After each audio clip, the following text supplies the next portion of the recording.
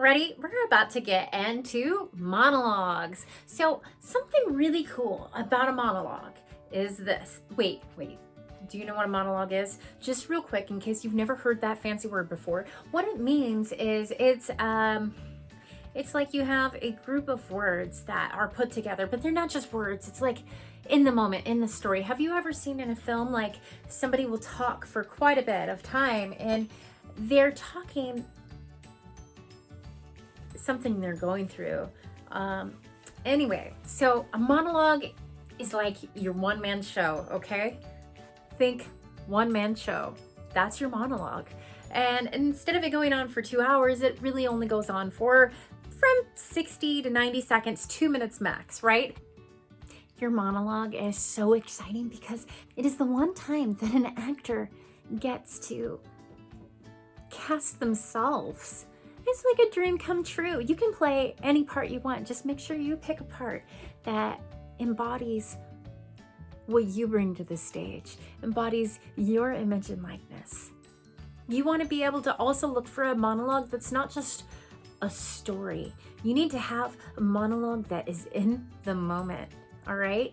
So not just like, oh, once I had a little dog and her name was Sally, and Sally got ran over by a car. Ain't that sad? Because you're going to be stuck in Sally's mode, and a story like it's not going to be the same as if you're there. And oh my goodness, you got to save Sally. Sally has been hit by a car. You want me to hold her head? Okay, I'll do that. And also that's another thing. You need to pick, who are you talking to? With the monologue of your choice, you have all the time in the world to put every ounce of training, oh gosh, what are my 9 character things? And not only that, you need to do the work. You need to do the work. Your monologue is the only time in your career where you're going to have all the time in the world to get ready for performance. You don't just learn a monologue the day before and go and perform it the next day. No, this is something that is well honed. This is something that you've taken the time to answer the questions. And this is something that is one of your tools as an actor. And it goes right here in the back pocket. All right. And you want to have a comedic monologue and a dramatic, preferably, right? And those are going to go in your back pockets. And what's even better is if you have a classic monologue like Shakespeare or Moliere to go in there too. And if you don't know those names, don't worry, you will if you keep acting. A monologue gives you the most freedom, but also the most opportunity to stumble. So you got to nail it. There is no excuse for you not to nail your monologue because it is yours. It belongs to you. And also, you ain't got to be nervous. You do not need to be nervous at all because this is your piece. You need to come in that room like you own it, okay? Because this is your piece. And if you make a mistake, they ain't gonna know, right? Unless they know the script really well, which brings me to my next point. My next point is when you are picking out a monologue, you don't want to pick something out that they've already seen 10 times before. Like in the last 10 people, they just did the same monologue. Oh my goodness, they're not bored, right? So you want to pick something maybe not run of the mill. Oh man, I found this. Oh, I have the same monologue, right? Typically you want to avoid something that's been done in the last 5 years, like on Broadway or a film. So back to do the homework. Do the homework. What I mean by that is choosing your objective, knowing your backstory, creating your reality. Before you get in the audition room, you need to have all of this done. You need to also, don't use the audience, your people who are auditioning you, as your scene partner. In fact, because remember, you've done the work. You were a doer of the work. You did your homework. You know all of your given circumstances. You know all of the, oh, I want this. And you know exactly who it is you're talking to because you picture them. And they're in the moment with you, and they're not moving around over here and over here and over here. They're just focused one right here. And you know what the best advice is look over here at the ear of the auctioneer, just right above their foreheads, but not in their eyes, because the problem with that is that then it breaks that third wall. But when you are almost like you're making eye contact with them, so it's going to make them feel very connected to you, but not too much. The other thing is you need to play to the room. So when you walk in there, you need to go, okay, well, this room is a giant auditorium. I need to project, all right? Or if it's just a small room, you do not need to use your voice. Like, just play to your audience, play to your room. And so if it's an intimate space, you don't need to be super loud. Now, I don't want you to be quiet.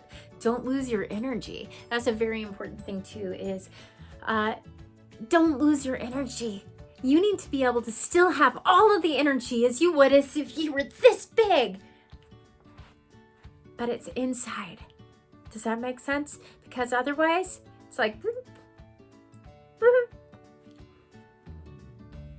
another thing important to note is do your research. So if you're doing a period piece, find out about that period. If you need to pronounce some town in Oklahoma, my friends, figure out how to pronounce it. Don't get out there and butcher it. Don't butcher it every time. I had the pleasure of working with a gal who was from another country, and there is a certain word. It was a Hawaiian word. Well, almost every time she would say that word, I think she finally got that word figured out, but like every time she would say that word, it was something like Honolulu. It just came out halalali, like it didn't come out right at all. And everybody was like, wait, the word was Waikiki. And she'd pronounce it Waikiki, and with a southern accent, no less.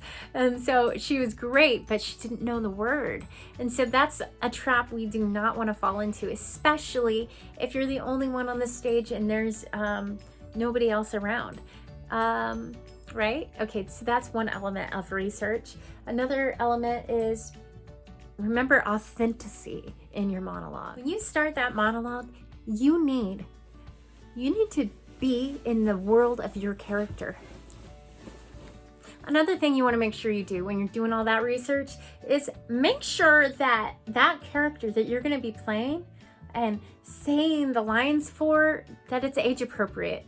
You don't want to get out there and talk about something that you have no experience with or doesn't fall in your age category, because most of the time when we're doing an audition, we're not auditioning for a little old lady unless we're a little old lady. And then in that case, we're not really going to have to stretch that far. You want to have somebody who is close to the age that you are, or the age that you represent, the age that you typically play. Okay? Next, you need to break down the monologue. And what I mean by that is when you are memorizing them, put it in chunks. Don't do it all at once, and break it down. Go like, okay, this part is the beginning, this part's the middle, this part's the end, and find the different flows in them. And there's different breaks and different emotions, and all of that's in there because it's a flow. It's not all just like monotone for dry red eyes. It's not like that. Take us on a journey. Introduce us to new levels or shift changes. Look for the different emotion, and it's like a little roller coaster there. And that's a good way to break it up so that you can memorize it in little sections rather than one big long line and be like, oh, I'm so mixed up about where I'm at in this. And it should be so good that you could improv any part of it. Make it be like the first time that you've said it, every time that you say it. And don't be like a talking head. Don't just stand there straight, not moving around. When you feel the urge to move. Now, that doesn't mean I want you going like this. Because when you move, you need to move with a purpose, right? You don't just move because you're nervous, because you don't have time to be nervous unless your character is nervous, because you are a professional actor, because that is what you want to portray. And you're not going to portray that if you're all like nervous. I'm not saying that it's not okay to be nervous. We all get nervous sometimes, but the Bible says, do not be anxious for nothing, but in everything by prayer and supplication and with thanksgiving, make your requests known to God. And so you've already done the homework, my friend. You do not need to be anxious for anything. And you do not need to be afraid because your God is with you. You do not need to be afraid because you were born for such a time as this. And let me build you up because you're amazing. You belong here. And so go in there because you've done the work. You know this character in and out. And so unless that character is a nervous person, you are not going to be nervous. You are not going to be fidgety because you are going to be in the moment. You're not going to be thinking about you. You're going to be in the moment thinking about that character's circumstances at that given point in time. Get it? One more thing that you would need to know is that if you come in nervous, energy transfers. So you don't want to come in that way because then your audience is going to be nervous that maybe you shouldn't be the one that they should hire or whatever it might be. Because remember, this is a tough job and this is part of your job. And so don't come in nervous, but you come in confident because you've worked hard and you have what it takes. Move with purpose. And then that leads me to create something magnificent. And so you've poured all of this time, all of these hours. You could put hundreds of hours into this. Let it be like a show that people would pay to see every single time you do it. Let it be so well practiced. Not so well practiced that like you're recording, but so well practiced that that character and you mesh, right? One and the same. That you can put that character on at any given moment. And that people would pay to see it because that is the person who's going to get that job, right? Now, that doesn't mean you don't have to have a lot of other character or factors involved. You could have the best monologue in the room and maybe somebody else just looked the part or had better availability. You don't know all of the things that go on, but you do know how to be your best because that's what we're doing right now. And this is the perfect opportunity for you to be your best. Don't go over the allotted time. So they're going to give you a time frame. They might tell you 5 minutes. My friends, it's much better to be 4, but really, I want you to keep it under 2. I want you to think of a one-man show. Create something fabulous that people would come to see, and then get out there and just, you did it authentically. It was a happy accident. They don't need to know how many hours it took you to prepare. You just go out there and you give it your all like a one-man show. And on the timing, go ahead and time yourself before you get there. One of the things I would recommend doing is do a video. See what are your nuances? What are the things that you do? Do you have any nervous quirks that you do when you're performing your monologue? Do you go like this with your shirt? You need to know those things so that you can correct those things.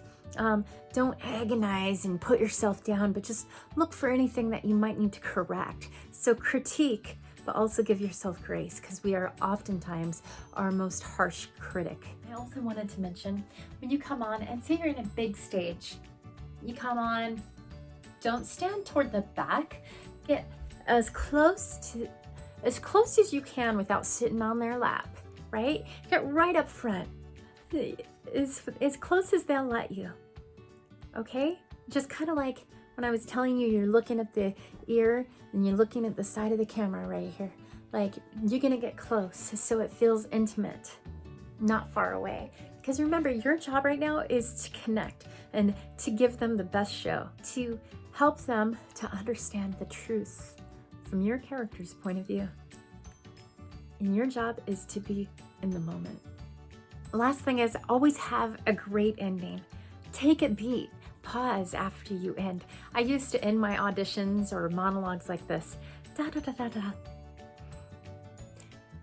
I'd be like normal, and then it was terrible. It was a habit to break, right? And something to be aware of. So you finish delivering your thing, and maybe it's comedic. You stay there, or maybe you make it really interesting. Maybe you've been yelling that last line, and maybe you bring it in and whisper, because that is the last moment. That is that thing that is going to leave that lasting impression. You only have 90 seconds. Be able to be adaptable, be able to take direction. Don't be so scripted that you can't change it. That's why I said don't memorize things so rigid. It has to be the same way every time, or you're going to be like Lena Lamont. I can't stand it. No, I can't. I can't. She just can't get it, right? You need to be able to understand what the director is saying and be able to give them another glimpse, because that is something that's very important, is that you have the ability to take direction and don't get stuck in just one way. So try your monologue out lots of different ways, and film it. Look at your character. Find some costume pieces. Now, let me talk about the costume pieces really quick. If you are auditioning for a part and the character typically wears red, put a little red in your outfit. But if she is a very dark character, maybe she typically wears black, wear black that day. Don't be so stuck that you can't adapt, right? And that goes for anything. The people who can adapt are the ones that make it. I'll talk to you soon. Bye.